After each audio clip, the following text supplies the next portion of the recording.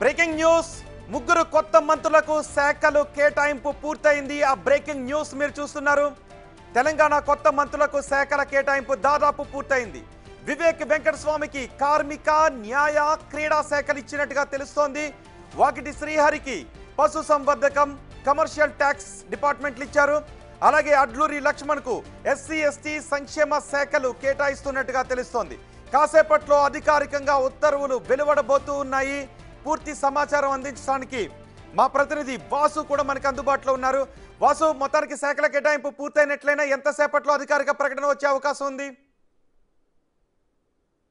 Yes Rohit, ఏదైతే కొత్త మంత్రులకు శాఖల కేటాయింపు జరిగిపోయింది. కొంతకాలంగా ఉత్కంఠగా ఎదురు చూసినట్టు అంటే ఇప్పటికే ప్రమాణ స్వీకారం కంప్లీట్ అయినప్పటికీ కూడా ఏ శాఖలకు ఏ మంత్రులకు వస్తాయి, ఇప్పటికే సీనియర్ మంత్రుల శాఖలు కూడా మారుతాయి అన్నటువంటి అనేక ఊహాగానాల మధ్య ఎట్టకేలకైతే శాఖల కేటాయింపు కొత్త మంత్రులకు కేటాయించారు. పాత మంత్రుల శాఖలు ఎవరి వారికే ఉండేటట్టుగా మనకు సమాచారం అందుతుంది. ప్రధానంగా మరి కాసేపట్లో అధికారిక ఉత్తర్వులు వెలువడే అవకాశం ఉంది. ఇక గడ్డం వివేక్ సంబంధించి కూడా మొదటి నుంచి మనం చెప్తా ఉన్నాం, కార్మిక శాఖ వచ్చే అవకాశం ఉంది అంటున్నాం. కానీ ఆయనకు కార్మిక శాఖతో పాటు న్యాయశాఖ క్రీడల శాఖ కూడా ఆయన కేటాయిస్తూ కూడా ఇప్పటికే ప్రభుత్వం అయితే నిర్ణయం తీసుకుంది. ఇక వాకాటి శ్రీహరికి సంబంధించి కూడా మొదటి నుంచి మనం చెప్తున్నట్టుగానే పశుసంవర్ధక శాఖ ఇప్పటికే ఆయనకు కేటాయిస్తూ ప్రభుత్వం నిర్ణయం తీసుకుంది. ఇక కమర్షియల్ ట్యాక్స్ అదనంగా కూడా ఆయనకి ఇస్తూ కూడా ఇప్పటికే నిర్ణయం తీసుకుని తెలుస్తుంది. ఇక అడ్లూరి లక్ష్మణ్కి సంబంధించి కూడా ఎస్సీ ఎస్టీ సంక్షేమ శాఖ ఆయనకు ఇస్తున్నట్టుగా తెలుస్తూ ఉంది.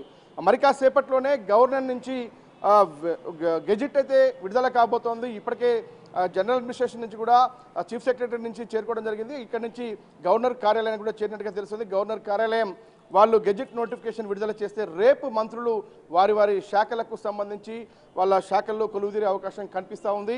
అంటే ప్రధానంగా వివేక్ వెంకటస్వామికి సంబంధించి కూడా మనం చూస్తూ ఉన్నాం. గత కుటుంబ నేపథ్యం చూసినట్టయితే కార్మిక శాఖలో వాళ్ళ కుటుంబంలో ఈయన 3వ మంత్రిగా ఇప్పుడు చూసాం. గతంలో వాళ్ళ కుటుంబంలో కూడా కార్మిక శాఖ కంటిన్యూగా 3వ తరానికి మరోసారి కార్మిక శాఖ దక్కినట్టయింది. ఇక ఆయనకు అడిషనల్గా కూడా ఆయన ఎడ్యుకేటెడ్గా డాక్టర్ ఉన్నాడు. ఆయన మంచి వ్యాపారవేత్తతో పాటు ఎడ్యుకేషన్ కూడా ఉన్నటువంటి వ్యక్తి కాబట్టి ఆయనకు న్యాయశాఖ కూడా కేటాయించారు. క్రీడలకు సంబంధించి ఆయన గత కొంతకాలంగా హైదరాబాద్ క్రికెట్ అసోసియేషన్ సంబంధించినటువంటి వ్యవహారాల్లో కూడా ఎన్నికల్లో ఆయన గెలుపొందారు. ఆయన క్రీడలంటే కూడా చాలా ఇష్టం కాబట్టి ఆయన క్రీడల శాఖను ఇష్టపడ్డాడు కాబట్టి ఆయనకు క్రీడల శాఖ కేటాయించినట్టుగా మనకు సమాచారం అందుతుంది. ఇక వాకాటి శ్రీహరికి సంబంధించి కూడా ఆయన ముదిరాజ్ కమ్యూనిటీకి సంబంధించినటువంటి నేపథ్యంలో కూడా ఫస్ట్ సంవర్ధక శాఖ అంటే ఫిషరీస్ సంబంధించి కూడా ఫస్ట్ సంవర్ధక శాఖలో భాగంగా ఉంటుంది కాబట్టి ఆయనకు ఆ శాఖ కేటాయించారు. ఫస్ట్ సంవర్ధక శాఖ అయితే ఆయన ఎందుకంటే ముదిరాజు కమ్యూనిటీ చాలా పెద్ద ఎత్తున కూడా ఆ యొక్క చేపలకు సంబంధించినటువంటి వ్యాపారాలపైన వాటి మీదనే వాళ్ళు ఆధారపడి జీవిస్తారు కాబట్టి ఆ కుటుంబానికి చెందినటువంటి వ్యక్తికి ఆ శాఖ ఇచ్చినట్టయితే ఖచ్చితంగా న్యాయం జరుగుతుంది ఆ యొక్క సామాజిక వర్గానికి భావనతో ఆయనకు సంబంధించి కూడా ఫస్ట్ సంవర్ధక శాఖ ఇవ్వడం జరిగింది. మరోపక్క ఆయనకు అదనంగా కూడా కమర్షియల్ ట్యాక్స్ ఇప్పటివరకు కూడా ముఖ్యమంత్రి చేతిలో ఉన్నటువంటి కమర్షియల్ ట్యాక్స్ వాకాటి శ్రీహరికి ఇచ్చేందుకు నిర్ణయం జరిగింది. ఇక అడ్లూరి లక్ష్మణ్ సంబంధించి ఆయన ఎస్సీ సామాజిక వర్గం చెందినటువంటి వ్యక్తి కావడంతో కూడా ఆయన ఎస్సీ ఎస్టీ సంక్షేమ శాఖకు సంబంధించి అంటే ఏదైతే దళిత కుటుంబాలకు సంబంధించినటువంటి వ్యక్తిగా ఉన్నటువంటి అడ్లూరి లక్ష్మణ్కి సంబంధించి ఖచ్చితంగా ఆ యొక్క శాఖకు సంబంధించినటువంటి ఆ యొక్క కమ్యూనిటీకి న్యాయం జరగాలంటే ఖచ్చితంగా ఆ కమ్యూనిటీ వ్యక్తికే ఆ శాఖ అప్పచెప్తే ఖచ్చితంగా పూర్తి స్థాయిలో న్యాయం చేస్తారు అన్న అంశానికి సంబంధించి కూడా ఆ శాఖ ఆయన కేటాయించినట్టుగా తెలుస్తుంది. మొత్తానికైతే ఇది మరి కాసేపట్లోనే గవర్నర్ నుంచి కూడా గెజిట్ నోటిఫికేషన్ విడుదల అంటే మంత్రివర్గ విస్తరణలో సామాజిక న్యాయంపై కసరత్తు చేశారు. శాఖల కేటాయింపులో చేసిన కసరత్తును ఎలా చూడాలి? దానికి 3 రోజుల సమయాన్ని ఎందుకు తీసుకున్నట్టు? అంటే వివేక్ వెంకటస్వామి నుంచి కానీ మిగిలిన ఇద్దరి నుంచి కానీ ఈ శాఖలు కావాలి అనే ఆలోచన ఏమన్నా ఉందా అని అడుగుతూ ఉన్నారా? ఈ కేటాయించిన శాఖలన్నీ ముఖ్యమంత్రి దగ్గర ఉన్న శాఖలని ఇచ్చారా? ఎస్, ఖచ్చితంగా ఇప్పటి వరకు కూడా ఈ శాఖలన్నీ ముఖ్యమంత్రి చేతిలో ఉన్నాయి. కాకపోతే కొన్ని అంతకంటే కీలకమైనటువంటి శాఖలు కూడా అంటే ఎడ్యుకేషన్ సంబంధించి చూస్తున్నాం. రీసెంట్గా యంగ్ ఇండియా స్కూల్స్కి సంబంధించిన వ్యవహారం కావచ్చు, ఆయన చేసి మైనింగ్ సంబంధించిన వ్యవహారం కావచ్చు, హోంశాఖకు సంబంధించి రాష్ట్ర శాంతి భద్రతల దృష్ట్యా హోంశాఖ కూడా ఇప్పటికే ముఖ్యమంత్రి చేతిలో ఉంది. కాకపోతే మిగతా కీలక అంశాలు మున్సిపల్ అడ్మినిస్ట్రేషన్ సంబంధించి కూడా అంటే ప్రభుత్వానికి ఆదాయం వచ్చేటువంటి అంశానికి సంబంధించి ఖచ్చితంగా ఆదాయాన్ని జనరేట్ చేయాలి కాబట్టి అది కీలకమైన వ్యక్తి చేతిలో ఉండాలని ముఖ్యమంత్రి చేతిలోనే ఉండే అవకాశం ఉంది. అది ఎవరికి కూడా కేటాయించే అవకాశం లేదు.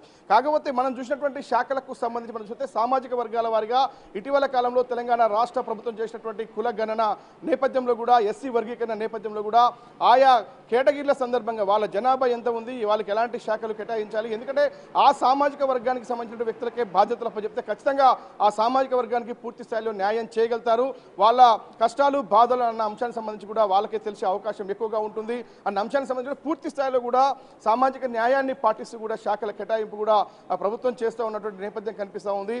అంటే ఈ మరోపక్క వివేక్ వెంకటస్వామి సంబంధించి కూడా ఒక వ్యాపారవేత్తతో పాటు ఆయన అనేక రకాలుగా అంటే హైదరాబాద్కు సంబంధించినటువంటి వ్యక్తిగా, మరోపక్క ఎడ్యుకేషన్తో పాటు ఆయన క్రీడలంటే కూడా ఆయనకు అత్యంత అభిమానం ఉన్నటువంటి నేపథ్యంలో కూడా ఆయన క్రీడా శాఖ కూడా అప్పచెప్పడం జరిగింది. ఇక ఎడ్యుకేషన్ సంబంధించి ఆయన న్యాయ శాఖ కూడా అప్పచెప్పడం జరిగింది. కార్మిక శాఖ తన కుటుంబ నేపథ్యం కూడా గత కొంతకాలంగా వెంకటస్వామి వాళ్ళ తండ్రికి సంబంధించి కూడా కార్మికులతో ఉన్నటువంటి అనుబంధం కావచ్చు, ఆయన పేదల కోసం పనిచేసినటువంటి తీరుకు సంబంధించి కావచ్చు, కార్మికులకు కర్షకులకు సంబంధించినటువంటి న్యాయం జరిగే భాగంలో ఆయన గడ్డం వివేక్ కూడా ఎందుకంటే రాష్ట్ర వ్యాప్తంగా సన్నిహిత సంబంధాలు ఉన్నటువంటి వ్యక్తి. ఆయన ఆ సామాజిక వర్గం పరంగా చూసినప్పటికీ కూడా కార్మిక శాఖలో చాలా పెద్ద ఎత్తున కూడా ఉండే అవకాశం ఉంటుంది కాబట్టి వాళ్లకు న్యాయం జరిగే విధంగా కూడా ఈయనకు ఆ శాఖలు కొత్త మంత్రులందరూ ఈ పోర్ట్ఫోలియోల విషయంలో హ్యాపీగా ఉన్నట్టేనా? ఎస్ 100% కూడా, ఎందుకంటే మనం చూస్తూ ఉన్నాం, ఎందుకంటే ఆయా సామాజిక వర్గాల నుంచి వచ్చినటువంటి కాబట్టి వాళ్ళకు వారితో పెద్ద ఎత్తున రాష్ట్ర వ్యాప్తంగా ఉన్నటువంటి వారి సామాజిక వర్గాలకు న్యాయం చేయాలంటే ఖచ్చితంగా వారికి మాత్రమే దాంట్లో లోటుపాట్లు తెలిసే అవకాశం ఉంటుంది.